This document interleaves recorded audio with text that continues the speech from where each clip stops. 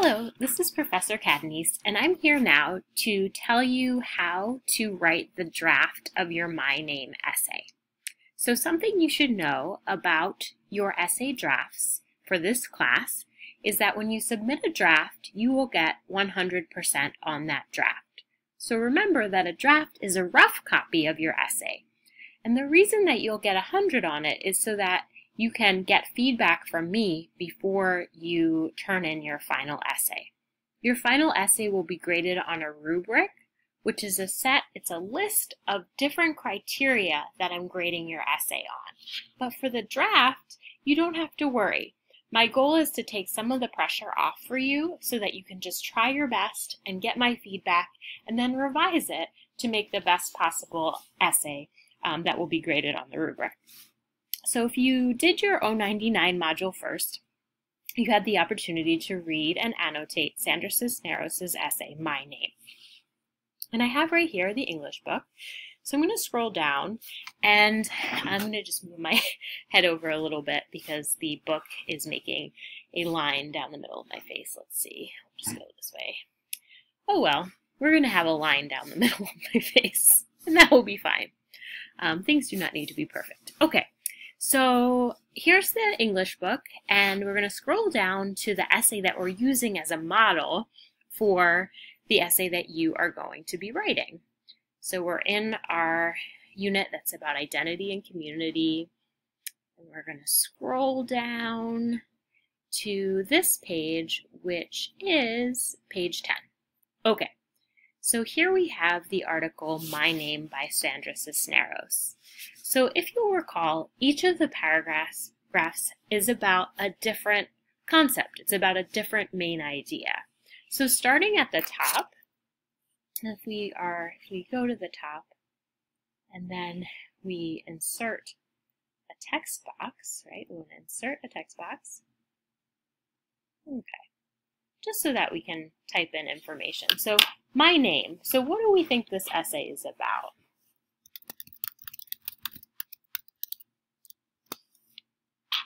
I'm going to make this go down so you can see it a little bit better.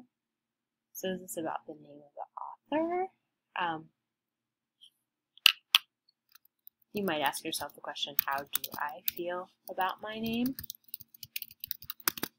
Right? And the text box is just taking a little moment to show all the how do I feel about my name? Okay.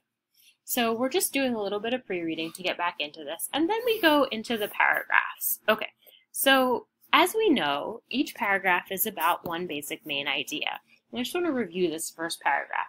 In English, my name means hope. In Spanish, it means too many letters. It means sadness. It means waiting.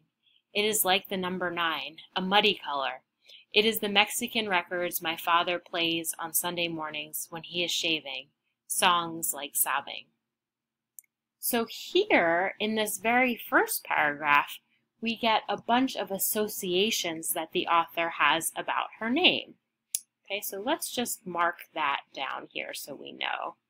And remember, an association is what something reminds you of. So for Sandra Cisneros, the name reminds her of sadness, and it reminds her of a muddy color, and it reminds her of her family history. It reminds her of her father's record. So paragraph 1 is associations with name.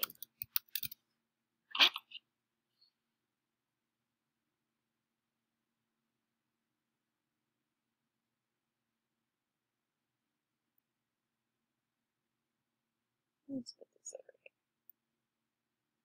here. Okay, so that's the associations that she has with her name. And just to remind us that each paragraph is about one basic point,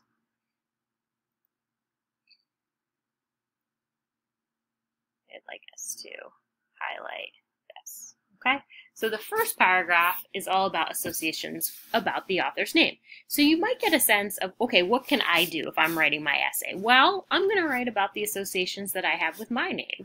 Okay, so let's say my name is Elizabeth because it actually is Elizabeth.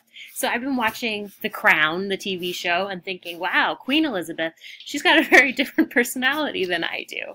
Other associations that I have with my name, well, I learned that my name means God's gift, and I started thinking about, my relationship to God. My middle name is my grandmother's name, so I associate my grandmother with tomato soup, with playing with me on her green carpet. So basically what Sandra Cisneros has done is give an overview in that first paragraph of what associations she has with her name. So you can be inspired by that, and if you want, you can write the first paragraph of your essay about associations that you have with your name. What this is doing is helping you for this essay and for future essays to build awareness that you make a plan for what goes in each paragraph and you stick to that plan. Okay, so if you're going to be talking about associations with your name, probably you're not going to write a whole paragraph about who named you in this first paragraph. You got to make a decision. Okay, so I'm going to show you another paragraph just as a sample, and then you can look at the rest yourself as a model. So let's look at the second one, and again, we'll put another text box there so that we can type something. Okay, so this one says, "It was my great-grandmother's name, and now it is mine. She was a horsewoman too, born like me in the Chinese year of the horse, which is supposed to be bad luck if you're born female. But I think this is a Chinese lie, because the Chinese, like the Mexicans, don't like their women strong." So this paragraph is about the author's great-grandmother. So she's giving some details about her great-grandmother at this point. So remember, this is an essay about the author's name, but she's right now associating it with her great-grandmother. Okay? So this is a paragraph where she's talking about some details about her great-grandmother. Okay? So we learn that both the author and her great-grandmother were born in the year of the horse, in the Chinese New Year. And we also learn something about the great-grandmother's femininity, okay, and Mexican culture. So she says, it's bad luck if you're born female because Mexican people do not like their women strong, okay? So she's making a comment about what was true about her great-grandmother's life. Now, we've talked a little bit about generalizations in O99, and we've unpacked this paragraph. But what we want to talk about now is how can we use this paragraph as inspiration for our own writing? Well, let's say that your name relates to someone in your life. Okay, so my middle name, Rose, was after my grandmother, not my great-grandmother, but my grandmother. So I might talk a little bit about my grandmother, Rose, here. I might talk about her astrological sign. I might talk a little bit about her culture, which was Italian. Okay, you get the point. So you're just giving an overview of maybe somebody who named you, maybe someone you're named after. This is a paragraph that talks about a person. So again, just for visual emphasis, we're going to highlight this in a different color. And then we're going to do our text box. Okay, so here's our text box. And we're going to swoop, and it's a little mini text box. Okay, we're going to make it bigger. And it's playing around with us. Okay, so we're going to say, got our startup disk full. Okay, so we're going to say, about a person. Okay, so we're going to then move this a little bit. There we go. So paragraph 1 is associations with the name. Paragraph 2 is about a particular person. And you can go through this and just use that to map out what you might do for your essay. Now, do you have to do it in this order? No. You can start by talking about another person. You can write your whole essay that's about a person who named you. The point is you get to decide, and that each paragraph is going to be intentional. It means that you are picking what you're putting in that paragraph. So I just want to show you one more thing, and that is we scroll down a bit, and there are there's a brainstorming sheet here. And this is another approach that you can use for writing your essay. So you can see right here, we have question number 1. Each of these can become a paragraph if you'd like, okay? So these questions came from the Sandra Cisneros essay. I looked at the essay and I said, okay, what question was she answering in this paragraph, okay? And then I translated that into questions here. So here we have a bunch of them. What does your name mean? What does it mean to you?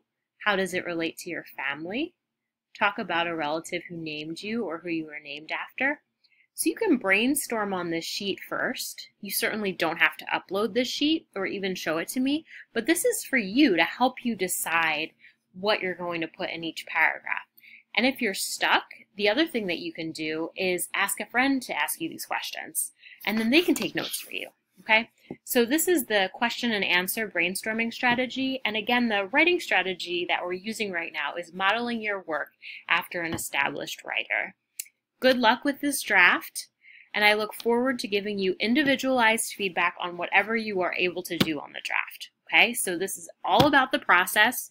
Don't worry if you feel stuck. Just do your best. Try to divide your work into paragraphs and get as much as you can done for the draft. Okay, even if you can only get one paragraph done, that's fine, and I will give you feedback on that paragraph. Thanks and good luck.